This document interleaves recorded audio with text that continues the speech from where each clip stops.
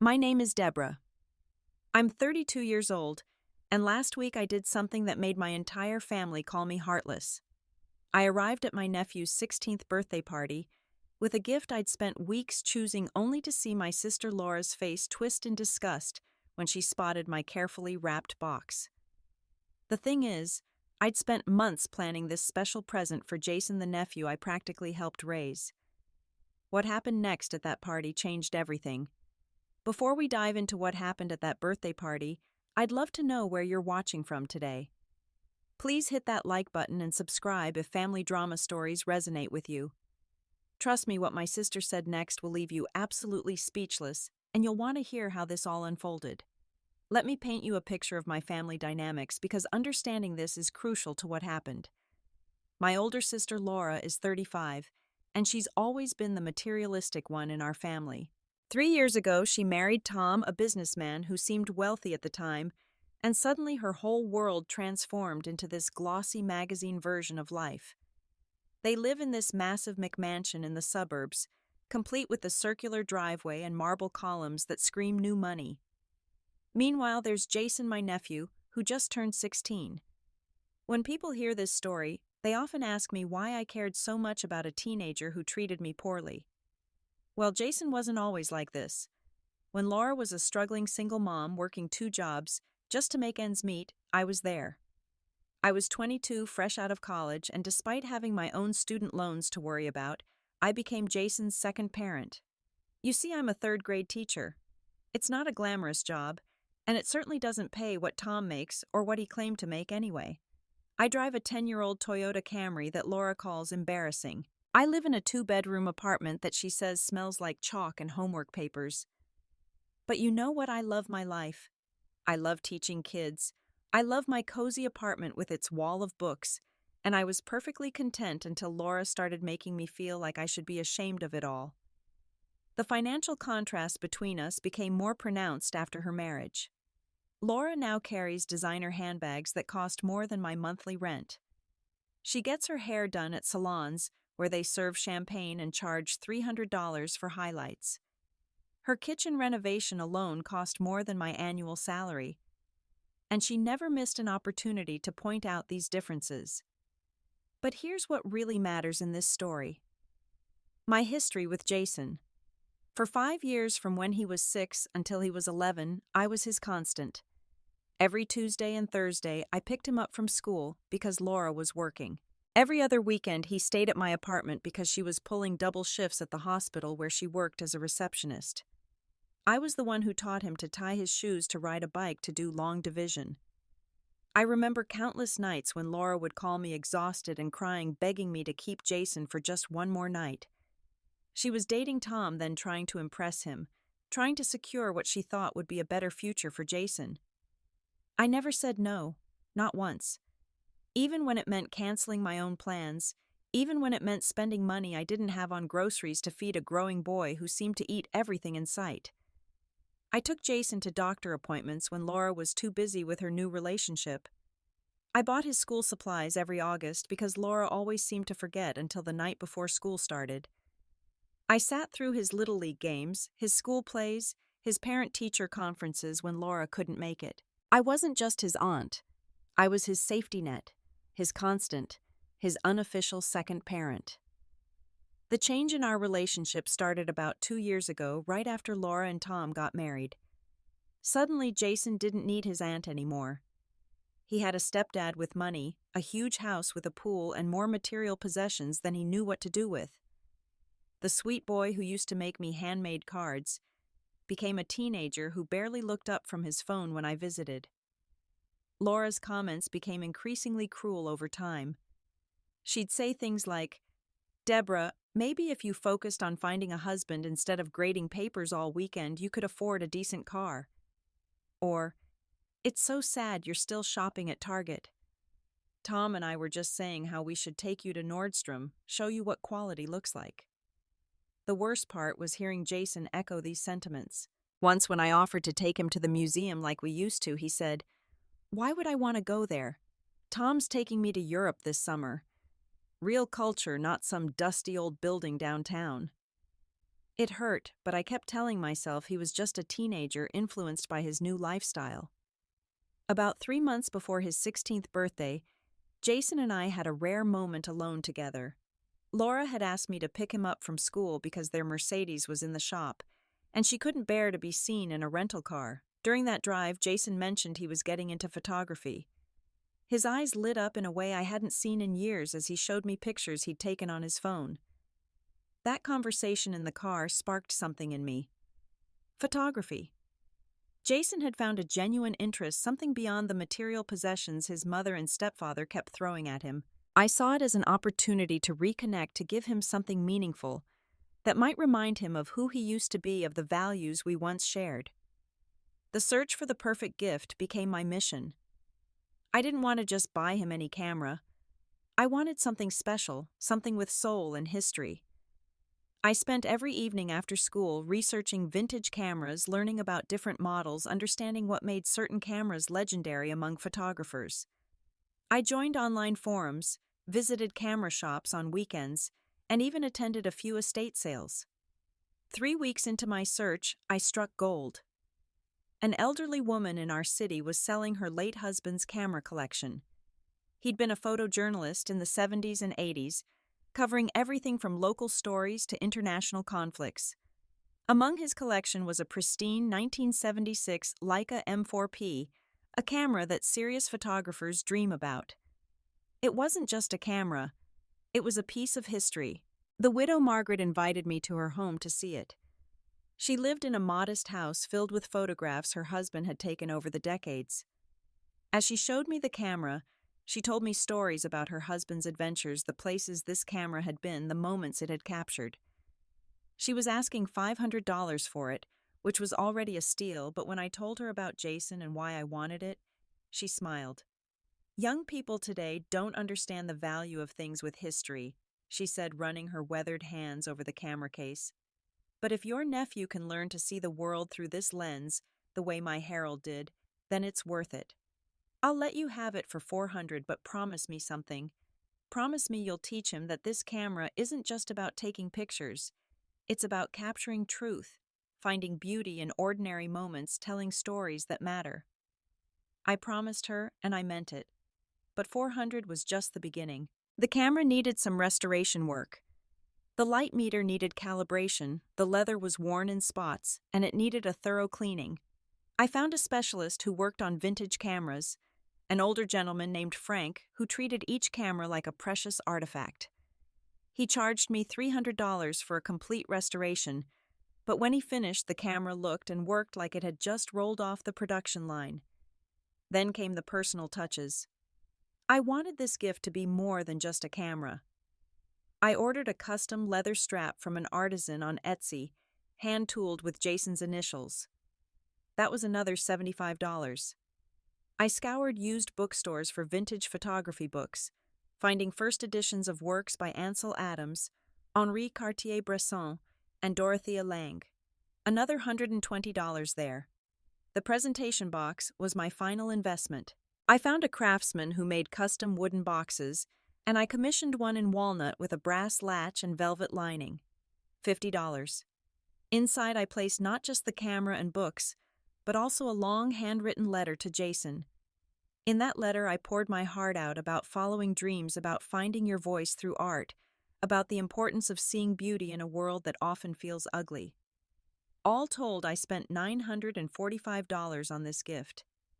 That was more than my entire discretionary income for the month, money I'd been saving for a new laptop I desperately needed for work. But I didn't care. This wasn't just a birthday gift.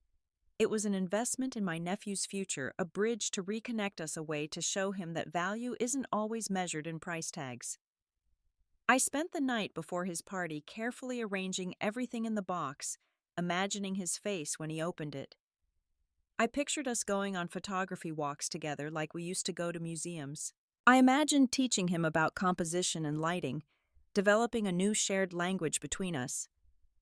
I even researched local darkrooms where we could learn to develop film together, thinking it could become our thing. My friend Sarah thought I was crazy. "Deborah, You're giving a 16-year-old boy an old camera when he probably wants the newest iPhone. You're setting yourself up for disappointment. But she didn't understand. This wasn't about giving Jason what he wanted. It was about giving him what I believed he needed: a connection to something real, something that required patience and skill, something that could teach him to see the world differently. I wrapped the box in simple brown paper, tied it with twine, and attached a small card with a quote from Ansel Adams: "You don't take a photograph, you make it." Looking back now, I realize how naive I was, thinking a carefully chosen gift could compete with the excess his mother and stepfather had taught him to expect.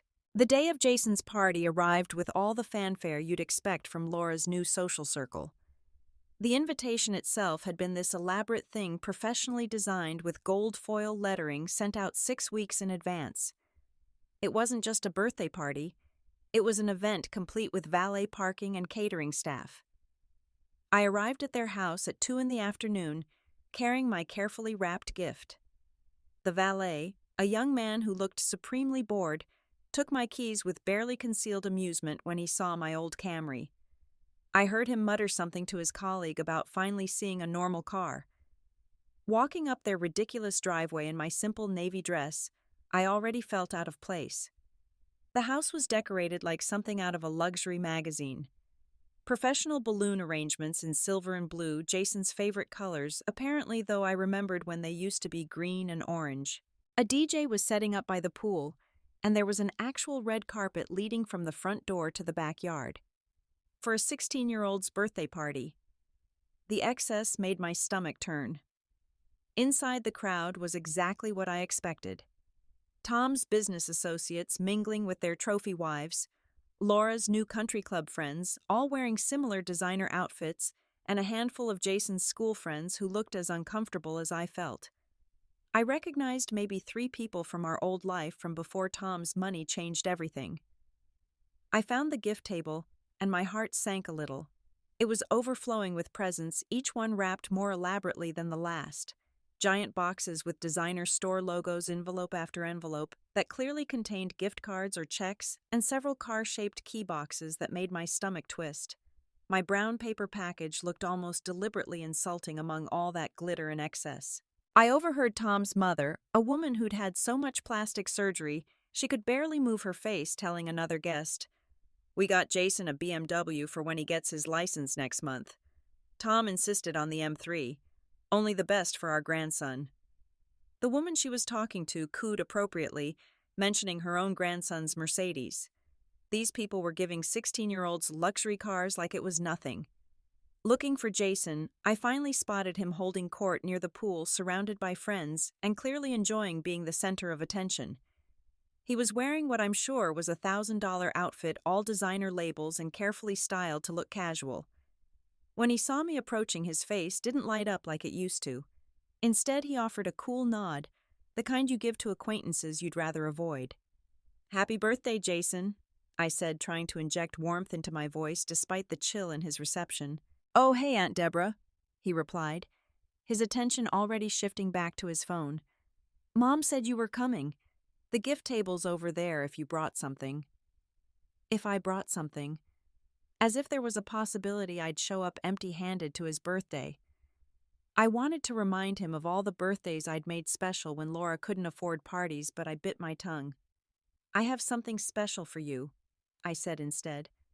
"Something I think you're really going to love, especially with your new interest in photography." He barely glanced up. "Cool. Tom's getting me the new iPhone with the sick camera, so I probably won't need much else for photos." His friends snickered, and one of them made a comment about vintage being code for old and useless. Before I could respond, Laura appeared, pulling me away with a grip that suggested this wasn't optional. She was wearing a dress that probably cost more than my monthly salary, her hair and makeup professionally done for her son's birthday party. The diamond tennis bracelet on her wrist caught the light as she dragged me toward the kitchen. "Deborah, we need to talk," she said once we were away from the other guests. The kitchen, which was bigger than my entire apartment, gleamed with appliances I couldn't even identify. "What's wrong?" I asked, though I could already sense what was coming. Laura glanced at the door, then back at me. Look, I know you mean well, but Tom's business partners are here. Some of Jason's friends' parents are very influential people. I just hope you didn't get him books again. Remember last year? He was so embarrassed when he opened that collection of classic literature in front of everyone. He used to love reading, I said quietly. That was before, Laura snapped. Things are different now. We have a certain image to maintain. Tom works hard to provide this lifestyle, and it's important that we present ourselves appropriately. Maybe next year you could pool money with Mom to get Jason something more substantial. You know, something that won't stand out for the wrong reasons. The condescension in her voice was like a slap. Laura, I spent a lot of time finding the perfect gift for Jason. She sighed the way you sigh at a child who doesn't understand something simple. I'm sure you did, sweetie, but your idea of perfect and what's appropriate for this crowd are probably very different things. Just try not to make a big deal when he opens it, okay? We'll appreciate whatever craft project or secondhand thing you found, but let's not pretend it's going to compete with what Tom and I got him. Craft project. Secondhand thing. She had no idea what I'd sacrificed for that camera, the history it held, the love I'd put into selecting it. But more than that, she had no idea who her son really was anymore. Or maybe she just didn't care as long as he fit into her new perfect life. The gift opening ceremony was orchestrated like a performance. Laura had Jason sit in a throne-like chair they'd rented for the occasion, while Tom filmed everything with professional camera equipment. Guests gathered in a semicircle, champagne flutes in hand, as if they were watching a coronation, rather than a teenager opening birthday presents. Laura appointed herself as the master of ceremonies, picking up each gift with flourish and announcing the giver's name like she was hosting an awards show. The first few presents set the tone: a Rolex from Tom's parents, a MacBook Pro from Laura's boss, a $1,500 gift card to Best Buy from Tom's business partner. Each announcement was met with appropriate oohs and ahs from the crowd. Jason's reaction to each gift was predictably enthusiastic for anything expensive and dismissive of anything that wasn't. When our elderly neighbor Mrs. Patterson's hand-knitted scarf was unveiled, Jason barely managed a grimace that might have been intended as a smile, and Laura quickly moved it aside with a patronizing, "How sweet, we'll treasure this," that fooled no one. As the pile of opened gifts grew, my anxiety increased. I watched Jason's friends keeping a running tally on their phones of the monetary value of his haul, making jokes about hitting the $20,000 mark. These kids were 16, and they were calculating gift values like stock traders. Finally, Laura picked up my brown paper package. She held it for a moment as if its simple wrapping was personally offensive to her. "And this is from Aunt Deborah," she announced, her tone already apologetic, already preparing the crowd for disappointment. Jason took the package with the enthusiasm of someone being handed homework. He pulled at the twine half-heartedly, then tore through the paper without any care. When he opened the wooden box, his face went through several expressions: confusion, disappointment, and finally barely concealed disgust. "What is this?" he asked, holding up the Leica like it was something he'd found in a garbage can. "Is this like some old camera?" His friends immediately started laughing.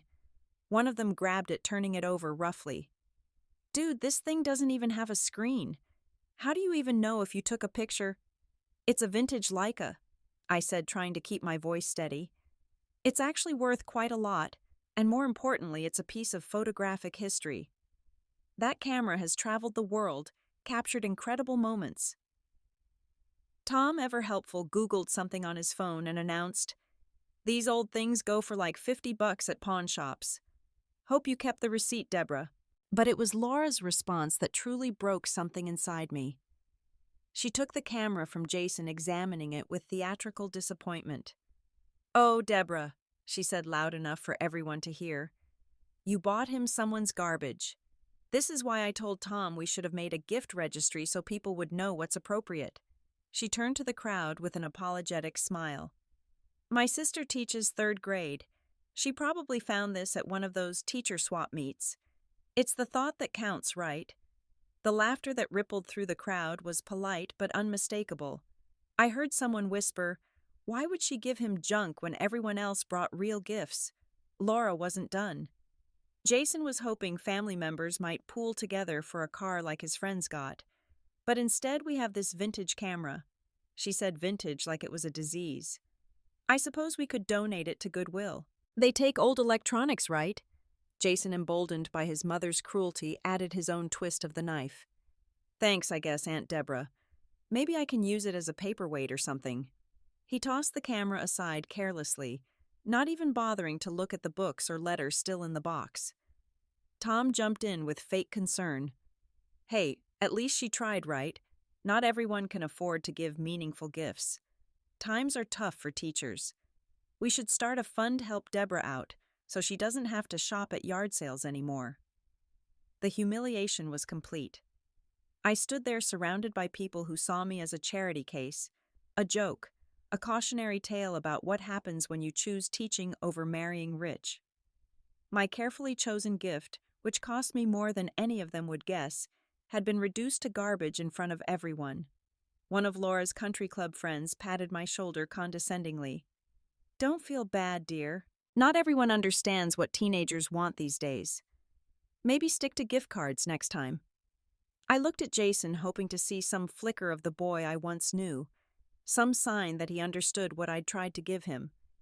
But he was already moving on to the next gift, the camera forgotten on the floor where he'd tossed it. One of the catering staff actually picked it up and set it aside with the trash that needed to be cleared. Laura continued the show, picking up an envelope from Tom. "And this is from Daddy Tom," she squealed. Inside was a certificate for driving lessons at a luxury driving school, plus the promise of full insurance coverage for the BMW his parents had given. The crowd erupted in appropriate applause. Something shifted in me as I watched the catering staff set my carefully chosen gift next to the garbage bags. Years of swallowing my pride, of accepting Laura's condescension, of pretending Jason's transformation, didn't hurt, all crystallized into a moment of absolute clarity. I was done being their doormat. I stood up calmly, my movements deliberate and controlled. The conversations around me continued, but I walked straight to where the camera had been discarded and picked it up along with the wooden box containing the books and letter. "You're absolutely right, Laura," I said, my voice cutting through the party chatter with its unexpected steadiness. "This isn't appropriate." The conversation stopped. Everyone turned to look at me as I carefully placed the camera back in its box, handling it with the reverence it deserved. "What are you doing?" Laura asked, her voice sharp with embarrassment. "I'm taking back my gift," I replied simply, closing the wooden box with a soft click. "You've made it clear it's not wanted or appreciated here, so I'll give it to someone who deserves it." The silence that followed was deafening. Laura's face went from pink to red to an alarming shade of purple. "Are you seriously taking back a birthday gift from your own nephew? How petty can you possibly be?" "Petty," I said, turning to face her fully. "You just called this camera garbage in front of everyone. You suggested donating it to Goodwill. Why would you want to keep garbage?" Jason finally looked up from his phone, his expression shifting from amused to alarmed. "Aunt Deborah, come on. I was just joking around." "No, Jason, you weren't," I said, looking him straight in the eye. "And neither was your mother. You've both made it abundantly clear what you think of me and my gifts." Laura started following me as I walked toward the door, her heels clicking frantically on the marble floor. "You're ruining Jason's birthday. This is so typical of you, always making everything about yourself." I stopped at the front door and turned around. The entire party had followed us, creating an audience for what came next. Perfect. "You want to know what's typical of me?" "Laura, picking Jason up from school every day for 5 years because you were working. Typical of me is buying his school supplies every year because you forgot. Typical of me is canceling dates, missing work opportunities, and spending money I didn't have to make sure Jason was fed, clothed, and loved while you were trying to land a rich husband." Tom stepped forward. His chest puffed out like he was going to intimidate me. "Now wait just a minute. You can't talk to my wife like that." "I can and I will," I shot back. "You want to know what this camera cost, Tom? Since you're so concerned about monetary value. $800, plus another $145 for restoration and accessories. nearly $1,000 from a teacher's salary. But the value wasn't in the price. It was in the history, the artistry, the thought behind it. Laura laughed, but it was bitter and defensive. $900 for that old thing, you got ripped off, Deborah. Just like always, you have no sense of value. No, Laura, I know exactly what has value. And it's not this. I gestured around the ostentatious display. I've given you $15,000 over the years in loans you've never repaid. I've been Jason's free childcare for most of his life. I've been your emotional support, your backup plan, your safety net. And what have I gotten in return? Mockery, condescension, embarrassment. You're just jealous, Laura spat. You're jealous that I married well and you're still alone living in that pathetic apartment driving that embarrassing car. I'm not jealous, Laura. I'm free. Free from the need to impress people who don't matter. Free from debt I can't pay. Free from raising children to be entitled brats who measure worth in dollar signs. Jason stepped forward. Then his face red. You can't call me a brat. Can't I? I asked him directly. When was the last time you said thank you for anything that didn't cost over $100? When did you last show appreciation for something that required thought rather than a credit card? Your mother has raised you to be exactly like her, shallow, materialistic, and cruel. The room erupted. Tom was shouting about disrespect. Laura was screaming about family obligations. Their friends were muttering about drama and lower-class relatives. But I was done. Here's the thing, I said, raising my voice above the chaos. I'm done being your family's discount store. I'm done being the backup plan you call when you need something but mock when I can't give you everything. This camera deserves to be with someone who understands its value, just like my time and love deserve to be given to people who appreciate them. Laura made one last attempt at manipulation. Fine, leave. But don't come crying to us when you're old and alone with no family, because you chose to be petty over a birthday gift. I looked at her, really looked at her, and for the first time I saw her clearly. The designer dress couldn't hide the desperation. The mansion couldn't fill the emptiness. The wealthy husband couldn't buy her class. Laura, I said quietly, I'd rather be alone than surrounded by people who only see my worth in what I can give them. At least when I'm alone, I'm in good company. The aftermath of Jason's party played out exactly as dramatically as the event itself. By the time I got home that evening, my phone had accumulated 57 missed calls and countless text messages. Laura's initial messages were furious, calling me every name she could think of, accusing me of destroying Jason's special day and humiliating her in front of important people. Tom's messages were threatening, talking about lawsuits for emotional distress, which would have been laughable if it wasn't so pathetic. But the real circus was on social media. Laura had taken to Facebook within hours, posting a long victim-playing narrative about how her jealous sister had ruined her son's birthday party. According to her version, I had shown up drunk, made a scene, and stolen Jason's present out of spite. The comments from her new friends were predictably supportive, calling me trashy, bitter, and classless. What Laura didn't expect was for Mrs. Patterson, our elderly neighbor, who'd been at the party, to comment with her own version of events. That's not what I saw, Laura. Your sister gave a thoughtful gift that you mocked publicly. She had every right to take it back. This sparked a war in the comments that would have been entertaining if it wasn't so exhausting. The extended family quickly took sides. My mother called me the next morning and I could tell she'd been crying. Deborah, what really happened? Laura says you humiliated her, but that doesn't sound like you. I told her everything calmly and factually. There was a long silence on the other end before she spoke again. I need to tell you something, honey. Laura owes me $15,000. She borrowed it for the house down payment, promised to pay it back within a year. That was 2 years ago. Every time I ask, she has an excuse. This opened the floodgates. Over the next few days, I received calls from various family members, each with their own story. Cousin Marie revealed that Laura had borrowed $5,000 for a medical emergency that turned out to be a vacation. Uncle Robert mentioned the $10,000 investment opportunity that never materialized. Aunt Susan talked about the $3,000 for Jason's private school that Laura claimed they couldn't afford despite their obvious wealth. The pattern was clear. Laura and Tom had been funding their lifestyle through family loans they never intended to repay, banking on the fact that family wouldn't pursue legal action and would be too embarrassed to compare notes. 3 days after the party, Laura called me directly. Her voice was different, desperate rather than angry. "Deborah, we need to talk. Can you come over?" "No," I said simply. "Whatever you need to say, you can say it over the phone." There was a pause, then the sound of crying. "Tom's business is failing.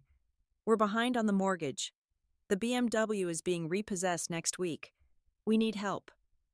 I almost laughed at the audacity.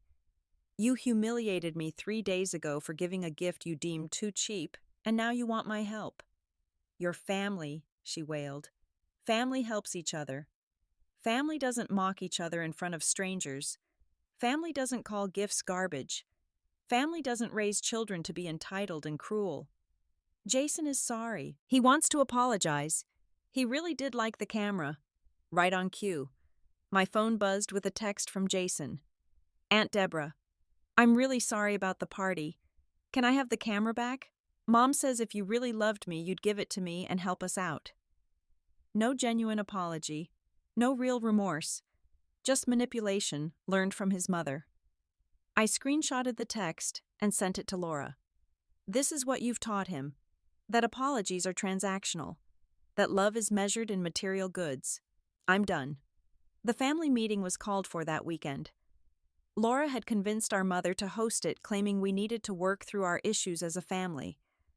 What she really wanted was a public forum to pressure me into both forgiving her and giving her money. I arrived to find the full family assembled, clearly divided into camps. Laura sat at the head of the table like she was holding court, Tom beside her, looking uncomfortable. Jason was on his phone as always. Laura started with a prepared speech about family bonds, forgiveness, and moving forward. She talked about difficult times and pulling together. Then she dropped the bomb. "We need each family member to contribute $5,000 to help us through this rough patch. And Deborah, since you don't have children, you could manage $10,000. The room exploded. Uncle Robert stood up and walked out immediately. Cousin Marie laughed bitterly. Aunt Susan asked why she should pay when she was still owed $3,000 from the last loan. I stood up calmly. "Laura, you owe this family collectively over $50,000 in unpaid loans. You've lived beyond your means on our backs, and now you want more, and you specifically want more from me because I chose not to have children. It's not fair that you have all that disposable income while we're struggling," Laura cried. "Disposable income? I'm a teacher. I drive a 10-year-old car because I can't afford a new one. I live in an apartment because I can't afford a house. The difference is I live within my means." Tom finally spoke. "Look, we've made some mistakes, but Jason shouldn't suffer for them. His school tuition is due, and if we can't pay, he'll have to transfer to public school." "Good," I said. "Maybe attending a public school will teach him some humility. I teach in public schools. They're not the hellholes you imagine them to be." Jason looked up from his phone for the first time. "You want me to go to public school with those people?" Those people. That was the final straw. I picked up my purse and headed for the door. "Where are you going?" my mother asked. "I'm leaving. This family is toxic, and I'm done poisoning myself trying to fix it. Laura, Tom." "Jason, I wish you luck. You're going to need it. But you won't get another cent or another second of my time." Laura screamed after me. "You'll regret this. When you're old and alone, don't come begging for our help." I turned back one last time. "Laura, I'd rather be alone than be surrounded by people who only value me for what I can provide. Goodbye." The immediate aftermath of cutting off contact was harder than I expected.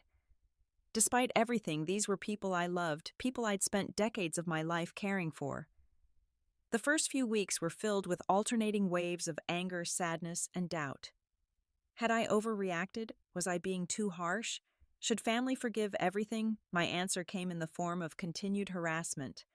Laura sent flying monkeys, mutual friends who tried to guilt me into reconciliation. "She's your sister," they'd say. "Jason's just a kid," they'd argue. But when I told them the full story, most backed off, admitting they'd only heard Laura's version. The camera, that beautiful Leica that had started everything, sat in my apartment for a week before I decided what to do with it. I posted it for sale online, but not for money. Instead, I asked interested buyers to tell me why they wanted it and what photography meant to them. The response that won came from a 19-year-old community college student named Marcus. He wrote about growing up in foster care, finding solace in photography, and dreaming of becoming a photojournalist. He couldn't afford much, but he offered to pay in installments and included a portfolio of his work, stunning black and white photographs of homeless individuals that showed both dignity and truth. I met Marcus at a coffee shop to give him the camera. When I told him there would be no charge, he actually cried. "Why would you do this for a stranger?" he asked. "Because you see value in it beyond its price tag," I told him. "Because you'll use it to tell stories that matter. Because you remind me that not all young people are lost to materialism." Marcus and I stayed in touch. He sent me photos he took with the Leica, each one better than the last. 6 months later, one of his photographs won a national contest. He thanked me in his acceptance speech, calling me his photography angel. That moment meant more than any family gathering I'd ever attended. Meanwhile, the family situation continued to deteriorate. Through my mother, who remained neutral but informative, I learned that Tom and Laura's house had been foreclosed. They moved into a small apartment, the kind Laura would have previously mocked. Tom's business officially bankrupted, and he took a job as a middle manager at a company he used to criticize. Jason had to transfer to public school, where surprisingly, he began to thrive away from the pressure of his previous social circle. About 8 months after the birthday party, I received a letter from Jason. A real letter, handwritten, not a text or email. He wrote about how angry he'd been at first, how unfair he thought I was being. But public school had changed his perspective. He'd made friends who didn't care about brands or money.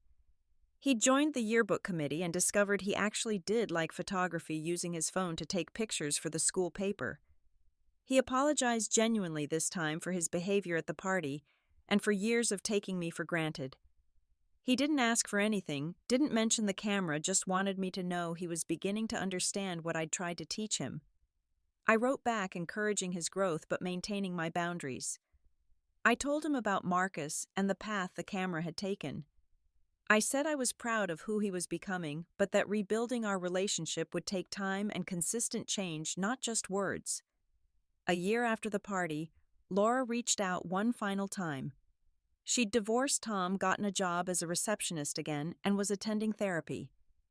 Her letter was long, acknowledging the pain she'd caused and the entitled person she'd become. She didn't ask for forgiveness or money or anything else, just wanted me to know she was working on herself. I never responded, but I kept the letter. Maybe someday I'll be ready to rebuild that bridge, but not yet. The wounds are still too fresh, the patterns too ingrained. Through all of this, I learned something valuable about myself. I discovered that my worth wasn't determined by my family's approval or their validation. My small apartment became a sanctuary of peace. My teacher's salary, while modest, was honestly earned and carefully managed. My 10-year-old Camry got me where I needed to go without the burden of debt. I also found a new family of sorts. Other teachers who understood the value of education over income. Friends who appreciated thoughtful gestures over expensive gifts. Marcus, who still sends me photos and updates on his growing career. The students in my classroom who remind me daily why I chose this profession. The vintage photography workshop I started at the community center has grown into something beautiful. Using my experience with the Leica as inspiration, I help young people discover film photography. We develop photos in a makeshift darkroom, learning patience in an instant gratification world. Several of my students have gone on to pursue photography seriously, and one even got a scholarship to art school. Mrs. Patterson, the elderly neighbor who defended me on Facebook, has become a surrogate grandmother. We have tea every Sunday, and she tells me stories of her own family dramas from decades past, assuring me that choosing peace over toxic relationships is always the right decision. I kept one thing from that disastrous birthday party: the knowledge that I had stood up for myself. For years, I'd accepted less than I deserved, allowed myself to be diminished and mistaken, keeping the peace for keeping family together. But family isn't about blood or obligation. It's about mutual respect, genuine care, and reciprocal love. Looking back now, 2 years later, I see that birthday party not as an ending, but as a liberation. The camera that was meant to capture memories became the catalyst for freeing myself from a toxic cycle. Laura was right about one thing: I didn't end up with traditional family around me. But I'm far from alone. My life is fuller now than it ever was when I was chasing Laura's approval or trying to maintain Jason's love through sacrifice. I wake up each morning without dread, without the weight of unappreciated obligations. My phone doesn't blow up with demands disguised as requests. My bank account, while modest, is mine alone. Sometimes, usually during holidays when family wounds ache the most, I think about what could have been. If Laura had simply said thank you. If Jason had shown even a flicker of genuine appreciation. If Tom had respected the thought behind the gift, rather than Googling its resale value. But those are what-ifs that lead nowhere productive. The truth I've come to understand is this: when people show you who they really are through their treatment of your kindness, believe them the first time. Don't wait for the 50th disappointment to finally accept what was evident from the first. Laura showed me who she was every time she mocked my lifestyle. Jason showed me who he was becoming with each dismissive interaction. I just chose not to see it, hoping love could overcome materialism. But it can't. Not when the materialism has rooted so deeply that it's replaced basic human decency. Not when family becomes a word used to manipulate rather than to show love. Not when your worth is measured only in your financial contributions. That camera, that beautiful vintage Leica, ended up exactly where it belonged, in the hands of someone who understood that its value wasn't in its price, but in its potential to capture truth and beauty. Marcus has done more with that camera in 2 years than Jason would have done in a lifetime. He's told stories that matter, captured moments that move people, created art that speaks to the human condition. As for me, I learned that sometimes the most expensive gift you can give yourself is the freedom from those who only see your worth in what you can provide. It cost me a family, but it gave me a life. It cost me a nephew I'd helped raise, but it gave me dozens of students who actually appreciate my guidance. It cost me a sister, but it gave me peace. And peace, I've discovered, is priceless. Wrapping up this story, I want to leave you with this thought: don't let anyone, not even family, especially not family, make you feel worthless because you can't meet their material expectations. Your worth isn't in your bank account or the price tags on your gifts. It's in your character, your kindness, your authenticity, and your refusal to compromise your values for anyone's approval. That birthday party was supposed to celebrate Jason turning 16. Instead, it marked the day I finally grew up, stood up, and walked away from people who confused love with transaction, family with financial opportunity, and gifts with their monetary value. Some might say I gave up too easily, that family deserves infinite chances. But there's a difference between giving up and letting go. I let go of the rope in a tug-of-war that was only pulling me down. And in releasing that rope, I found my hands free to embrace better things: genuine friendships, meaningful work, and the kind of peace that comes from living authentically within your means and your values. If you're watching this and you recognize yourself in my story, if you have family members who only call when they need something, who mock your lifestyle while their own houses of cards are falling, who teach their children to value things over people, know this: it's okay to walk away. It's okay to take back your gifts, both literal and metaphorical, and give them to people who deserve them. Family isn't a license to abuse, manipulate, or demean. Blood isn't an obligation to accept disrespect. And love, real love, doesn't come with a price tag or conditions or public humiliation when you don't meet someone's material expectations. So, what do you think? Have you ever had to stand up to entitled family members who only saw your worth in what you could provide? Have you ever taken back a gift, literally or figuratively, from someone who didn't appreciate it? I'd love to hear your stories in the comments below. If this story resonated with you, please hit that like button and subscribe to hear more stories about standing up for yourself, setting boundaries, and finding peace in authenticity. Share this video with someone who might need to hear that it's okay to choose self-respect over family approval. Thank you for listening to my story. Remember, you are valuable, not for what you can give, but for who you are. And sometimes the best gift you can give yourself is the courage to walk away from those who can't see that truth. Until next time, stay strong, value yourself, and never let anyone make you feel small for living within your means and your truth.